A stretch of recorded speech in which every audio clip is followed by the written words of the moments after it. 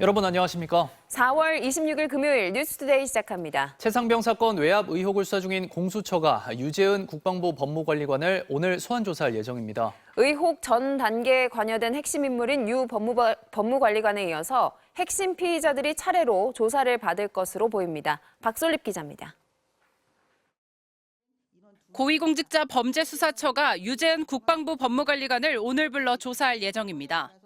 지난 1월 공수처가 국방부에 대해 전격 압수수색에 나선 지 3개월 만에 첫 핵심 피의자 소환 조사입니다. 유 법무관리관은 해병대 최상병 사건 외압 의혹에 각 단계마다 등장하는 핵심 인물입니다. 먼저 이종섭 전 국방장관이 해병대 수사단에 사건 경찰 이첩을 보류시킨 지난해 7월 31일 유 법무관리관은 수사단에게 직접 전화해 혐의 대상자를 줄이고 이첩을 미루라고 말한 것으로 지목되었습니다. 이어 작년 8월 2일 해병대 수사단이 경찰의 사건 이첩을 강행한 뒤 국방부가 다시 사건을 회수했을 당시 경북경찰청 간부는 전화를 걸어와 사건 회수를 요청한 상대방이 유 법무관리관이라고 지목했습니다. 공수처는 이날 유 법무관리관이 대통령실 이시원 공직기강 비서관과 통화한 내역도 확보한 상태입니다. 사건을 되찾아온 국방부가 조사본부를 통해 수사 기록을 재검토할 당시에는 대대장 2명만 혐의를 적으라며 조사본부에 의견을 낸 사실도 확인됐습니다. 공수처는 유 법무관리관에게 누구의 지시로 각 과정에 관여했는지, 이시원 비서관과 왜 통화했는지 확인할 방침입니다. 공수처는 수사 기록을 재검토한 국방부 조사본부 박경은 본부장 직무대리와도 조사 일정을 조율하고 있습니다. 공수처는 유 법무관리관에 이어 핵심 피의자들을 차례로 불러 조사할 것으로 예상됩니다. MBC 뉴스 박솔립입니다. 윤석열 대통령과 이재명 민주당 대표의 영수회담을 위한 2차 실무회동이 양측이 이견을 좁히지 못하면서 본회담 일자를 잡지 못하고 끝났습니다. 이재명 대표는 어제 저녁 총선 이후 처음으로 조국혁신당 조국 대표와 만찬 회동을 했습니다. 김민영 기자입니다. 이틀 만에 다시 열린 홍철호 대통령실 정무수석과 천준호 민주당 당대표 비서실장의 2차 회동은 40분 만에 끝났습니다. 의제가 조율되지 않아 본회담 날짜는 물론 추가 실무회동 날짜도 정하지 못했습니다.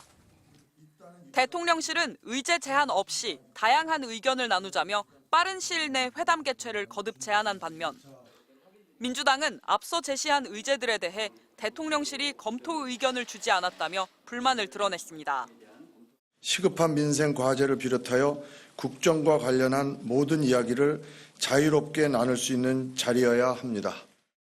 성과 있는 회담이 되도록 의제를 좀에 대한 검토 의견을 제시했으면 좋았을 텐데 하는 아쉬움이 남는.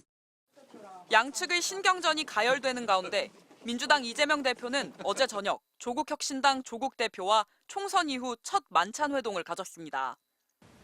앞으로 전국 상황에 대해서도 서로 교감할 것이 좀 있어서 같이 한번 대화를 해볼 필요가 있습니다.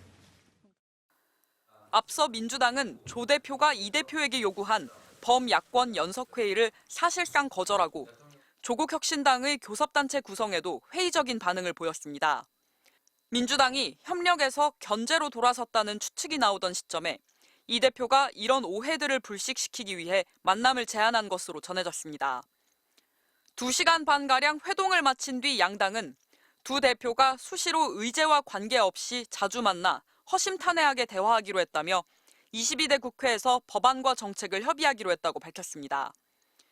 회동에서 이 대표는 우리 사회의 개혁에 조국혁신당이 선도적 역할을 해달라고 당부했고 조 대표는 민주당이 수권 정당으로서 무거운 책임과 역할을 다해주길 바란다고 화답했습니다. 민주당 관계자는 형식에 구애받지 않고 적기에 만난 것 같다고 했고 조국혁신당 관계자는 두 대표 사이 신뢰가 쌓인 자리라고 평가했습니다. MBC 뉴스 김민영입니다. 1분기 미국의 GDP 성장률이 크게 둔화된 것으로 집계됐습니다. 성장률은 떨어지는데 물가는 여전히 잡히지 않아서 스태그플레이션 우려가 나옵니다. 뉴욕에서 임경아 특파원입니다.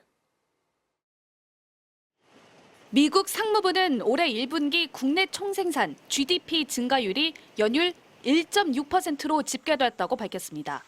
월스트리트 저널이 집계한 시장 예상치 2.4%를 크게 밑도는 데다 지난해 4분기 성장률 확정치 3.4%에 비교하면 절반 이하로 뚝 떨어진 수치입니다. 상무부는 성장률이 떨어진 이유로 개인 소비와 수출, 지역과 연방정부 지출이 줄었다고 설명했습니다. 문제는 경제 성장이 약화됐는데 물가 상승률은 여전히 견고하다는 점입니다. 1분기 개인 소비 지출 PCE 가격 지수가 3.4% 증가한 것으로 집계됐습니다. 최근 1년 중 가장 큰 상승폭으로 직전 분기인 작년 4분기 수치 1.8%를 크게 웃돌았습니다. 특히 연방준비제도가 기준금리를 결정할 때 중요 지표로 삼는 근원 PCE 가격 지수가 1분기에 예상치를 넘어 3.7% 증가했습니다. 연준 물가 목표치 2%와는 거리가 먼 수치입니다. 미국 시간 오늘 오전 기준 선물 시장에서 7월 금리 동결 가능성은 68%까지 뛰었고 9월 역시 40%까지 반영되기 시작했습니다. 뉴욕타임즈는 연준이 물가를 잡으려는 상황에서 경제 성장률 둔화를 꼭 우려할 필요는 없지만 고금리가 물가를 낮추지 못하고 경제 활동만 위축시키는 게 아니냐는 우려가 있다고 보도했습니다. 고물가 속 경기 침체 현상인 스태그플레이션 우려까지 나오면서 뉴욕 증시 주요 지수는 일제히 하락 마감했습니다. 뉴욕에서 MBC 뉴스 임경아입니다.